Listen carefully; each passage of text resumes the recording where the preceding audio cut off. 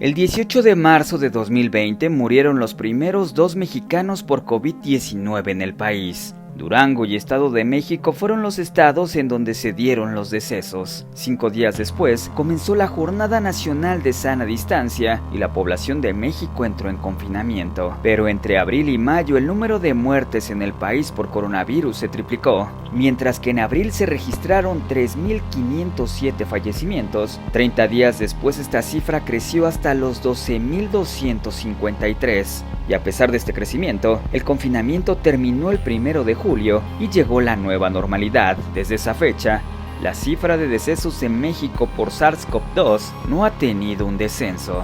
El 4 de junio, Hugo López-Gatell, subsecretario de Prevención y Promoción de la Salud, declaró que en un escenario muy catastrófico, México llegaría a los 60,000 muertos. Para hacer esa estimación, consideramos un repertorio, un rango, un intervalo de incidencias de tasas de ataque.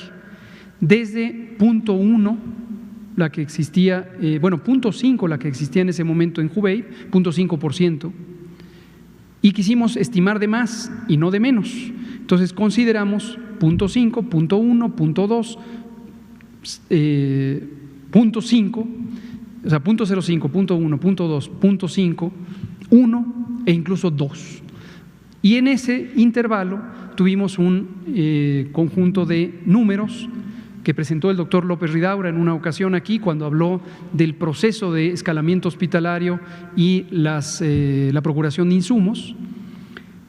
El mínimo era 6,000, otro escenario era 8,000, otro era 12,500, que lo presentamos en una conferencia de prensa el 27 de febrero, allá en Lieja, en la Secretaría de Salud. Y teníamos así hasta 28,000, que se redondea a los 30,000, e incluso un escenario muy catastrófico que podía llegar a 60,000. ¿Cuál de ellos es el real? La respuesta es: todos pueden ser reales en distintas condiciones. Y este 22 de agosto, la cifra de fallecimientos por COVID superó la cifra catastrófica. Lo mismo pasa con las defunciones confirmadas, en las que lamentablemente hemos tenido un reporte ya de 60,254.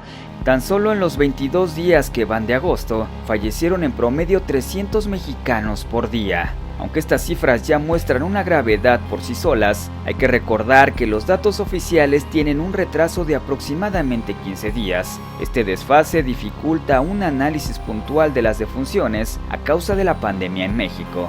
Las cifras oficiales muestran que a nivel nacional se tiene una tasa de 20 defunciones por cada 100,000 habitantes, pero de las 12 ciudades con mayor población en el país, es decir, aquellas que cuentan con más de 1 millón de habitantes, la mitad triplica la tasa nacional de fallecimientos. En estas zonas se han registrado 2 de cada 10 muertes del país. Sitios como Iztapalapa en la Ciudad de México, Tijuana en Baja California, Ecatepec en el Estado de México y Puebla tienen un promedio de 77 muertos por cada 100,000 habitantes. En promedio, en el tiempo que lleva la crisis, murieron 1,500 de sus pobladores.